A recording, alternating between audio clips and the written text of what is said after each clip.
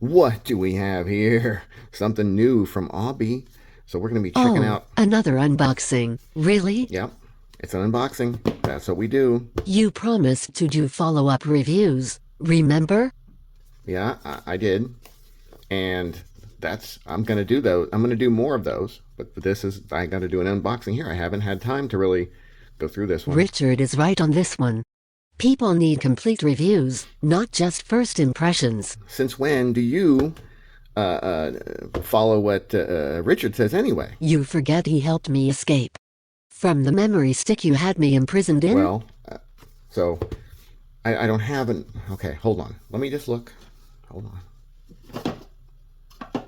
You have hundreds of knives, for God's sake. No. Just pick one. Okay, wait, no. Okay, yeah, that's right. That'll work. Okay, so we'll put the Aubey to the side for a minute. I'm proud of you. Now don't suck. We're going to check out this petrified fish that we unboxed a while back. It's the 720 BL. 720 BL right there. I didn't have it actually in the camera. Very cool. I've carried it a bit. I've used it a bit. It's held up really well. Still pretty sharp. I think is it D2? Shit. I don't remember what the steel is. I'll look up the steel and we'll put it right up here. But it's held up pretty well. It's got this funky dual grind on it. At first I think in the unboxing I said it was going to be too heavy. I don't know if I was going to like it, but it's really pretty nice even though it's kind of heavy. Shit, is it 6 ounces? Something like that. Let's see. Ooh, 6.7. It is heavy, but for whatever reason, it doesn't quite feel as heavy as it is because the balance is really good. Okay, and the balance is really good because all the weight is right up here in these kind of thick pieces right here, because these are actually steel. This is like a steel bolster over a stainless steel frame. So even if it was G10 up here, it would still be a fairly heavy knife. It'd probably be 5.5 ounces if that was a G10 up there. So, but because it has all this steel in it, listen to that sound. It's such a nice sound, right? I think it's really nice. Really good lock access. Look at that. You can see that, guys, how proud that is sticking up there. Pretty easy pressure move there. Pretty drop shutty. Really well centered still. I think the pocket clip works pretty good. It's pretty strong. Let me double check, and I haven't used it in a couple of weeks actually, but yeah, it's just a little tiny bit strong, but really it's pretty good. Pocket clip is good. Flipper tab works great. It's maybe a little bit slow, I guess you would say. I think I blame that on the detent. The detent is a little bit weak, but that's really good for the reverse flick. So, you know, you got a reverse flick, you got a nice tall double grind here. It's a bit heavy, but these grind lines and stuff on it, and this rock kind of grind is just super cool and super grippy too. The sharpening choil was done pretty well. It could be a hair more, but I mean, that's not bad. Just a really cool looking knife. Really good ergos. You know, there's not much more I can say about it. You could say more if you weren't in a hurry. Yeah, because I want to get to the fucking unboxing. Yeah. Maybe mention how rare it is. Okay, fine. Yes, these aren't super easy to find. This is a long discontinued petrified fish. But it's a 720 BL, so you want to look for it. Maybe you can find it. Who knows? You never know. You might find one. But I did a follow-up review. So if everybody's happy, we can get back to the unboxing now. Adequate, barely. So there we go. All right, this is a new Aubey, and it's called a X0049YM183 Tactical Pocket Ping aluminum handle. That's what I kind of thought might be cool about it. When you put an aluminum handle on a knife, usually it has a decent sound to it. And I have been becoming a little bit more of a, oh, it's not taped or nothing, so we don't need a knife. Looks like it's not taped. So I've been becoming more of a knife sound snob lately. I need a knife that sounds cool when it opens, you know? It has to do all the other things too. It has to be able to cut things good. It has to. Okay, that's kind of cool. Look at that. How about that shit? That is a cool ass freaking knife case. I assume it's a knife. Shit, did I get sunglasses or something by mistake? I mean, it's an aluminum handle. It's got to be a knife. Fuck, let's see. Let's open this guy up. Got some crud on it. Okay, we got a little pamphlet here. Aubey has always adhered to business. I don't know what they're saying, man. Here, you want to read it? Freeze it and read it if you want to, okay? All right. Now, it's in a nice little plastic. It's got the little Barbie pillow. Okay, it looks nice. Okay, now right away, it has a good texture. This is aluminum, and I assume it's probably powder-coated aluminum. Now, sometimes aluminum, especially if it's powder-coated, can be a little slippery. This stuff is pretty grippy, even though it doesn't look textury. It just has sort of a, like a matte finish feel, like an eggshell feel almost. So pretty nice. All right, well, let's get the cool, really sweet kind of Ferrari symbol looking box or a case out of the way, and then we will see what this guy's all about. It's a pretty good size. You know, one of the first things that comes to mind to me is how light it is. It's really light. Let's see. I think it's 3.5 ounces.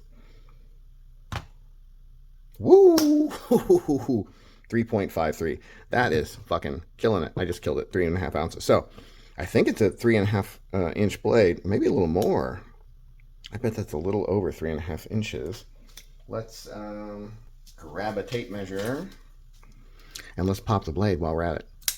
Okay, not bad. And a decent little sound. All right, it has a weird little thing. Look at this little pointy bit right here. So that makes the handle kind of extra long if you're measuring from there. So for the, let me pop it from here. So for the blade, that's got a nice sound. So for the blade, I'm not going to measure from there. I'm going to measure from down here and see what we got. I bet it's over 3.5 from there. Yeah, 3 3/4, something like that. Even from here, it's a hair under 3.5. So 3.5, 3.7, somewhere in there. Ooh, reverse slick works. Nice. So what are we working with here? Let's try the reverse slick again, because it was actually kind of hard to do. Okay, it is actually hard to do, which is interesting. This is a button lock knife, but the detent is really stiff. Usually button lock knives don't have a stiff detent. Let's get this scale out of the way. Like, for comparison, here is a Kaiser, what is this one? Clairvoyant. The detent on this guy, let's see, I'm going to do, like, that was pretty easy. Pretty easy to flip the blade out. I don't have my finger on the button or anything, but I'm just kind of flipping it. Here, let me just do it straight down. There we go. See? Now, let me try with this guy. I bet it's not going to come out. Okay, I'm doing it as hard as I can now, and I can feel, there it goes. I can feel it starting to go, but it's substantially, all right, let's try a thumb. It's substantially harder detent than the Clairvoyant, which is kind of an average button lock detent. So this guy has a surprisingly stiff detent, which is good for, in most cases. Oops, I see I slipped off there. You would almost say that could be better. They could have a little texture on there or some jimping or something on the flipper tab. But the hollow flipper tab is cool. I like that. You kind of have to do a combination. If you try to light switch it, it can be slippery. Push button is going to be a little slow. So it's almost like this kind of a maneuver. You're pushing at this angle. Yeah, then it goes pretty good. So it's like a combination, light switch, button push type deal. The thumb, I think with a little practice, is going to be good opening. What do we got here for blade steel? Let me see if it says on here. I don't think it does. Let's see. Well, all right, we'll put the blade steel right up here. I'm going to guess it's, oh wait, it says right there. Oh shit, it's 14C28N. Huh, I was going to guess D2. Fuck. I think this guy was only, I think maybe it was, I think they wanted $50 for it or something. But then I think there was like a discount right in the sale on Amazon. So we're checking out an Amazon knife here that was maybe $40 after the discount, I think, something like that. Boy, the pocket clip is interesting. Way up here at the top and angled down and attached that way. Very strange. And obviously, you know, this skeletonized aluminum frame is strange too. How's the balance? Oh, that's not bad. I thought it might be blade heavy because of the super lightweight handle. But the blade's not super thick. It's not super tall. So they've kept it pretty well balanced with that reverse flick. I think that the buttons, the detent area of the button is going to wear in well. Boy, that is a strong detent. And eventually it's going to be pretty easy to reverse flick, I bet. Because I'm getting it down now. And the thumb opening is really nice. Let's see if it's sharp. Let's see if I can cut anything. It feels pretty sharp. All right, let's see what we got here. That's not bad. Wow. Okay. Okay. That's really good. That's probably in the top 10% of especially budget knives. Maybe in the top 5% of budget knives sharpness. And yeah, that does mean it's sharp. I know some guys, Metal Complex, will cut paper and then say, well, that's just cutting paper. That doesn't necessarily mean it's sharp. The fuck it doesn't. If it cuts paper really well, it's fucking sharp. Don't be stupid. What's the blade shape? I'm going to call it a clip point, drop point, something like that. Pretty straight along here. A little bit of belly here at the end.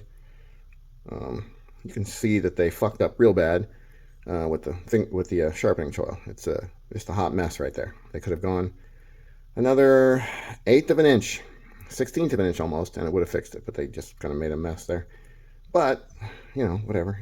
I could fix it, or I can not worry that much about it, because it's probably a $30 knife after the discount. So now, back to this clip. That is a weird looking clip. It's very skinny, way up at the top. I don't know. Let's find out. Can it work? I hate to say it, but I kind of like it. I think it seems to work well. That's unusual. How is the pretty smooth when you're not holding the button. When you're pushing the button in, I'm betting, yeah, it's going to just be super smooth. Obviously, it runs on bearings. They don't look like very big bearings, though. I can see down in there. And that's a pretty narrow race set for the bearings, which isn't the best. Usually that ends up meaning that the blade is going to be a little bit flexible. No, it's not. This feels pretty tight. Interesting. Wow. Okay, not too much wobble, not too much flex. You would think with such tiny ass bearings, it would be a little bit wimpy, but it's not. Okay. What is the name of this thing? I mean, it doesn't have a name. Let's make up a name. I'm going to call it the Aubey. It looks like bones kind of across here. Like this is kind of like a rib cage. So let's just call it the rib cage for now. So this is the Aubey rib cage. The rib cage. Aluminum and 14C28N. I think they've got a nice little knife here. The ergos are really, really good. Having this clip up here means that it sits deep into your palm, and it feels pretty damn good. Is that button going to be in the way of cutting things? I think you almost have to sort of intentionally reach for the button to have it be in the way. But it just does stick out pretty far, and it doesn't take a lot to get it to drop. I mean, okay, it does take a lot. You got to almost do it intentionally, I think. Yeah, I don't think...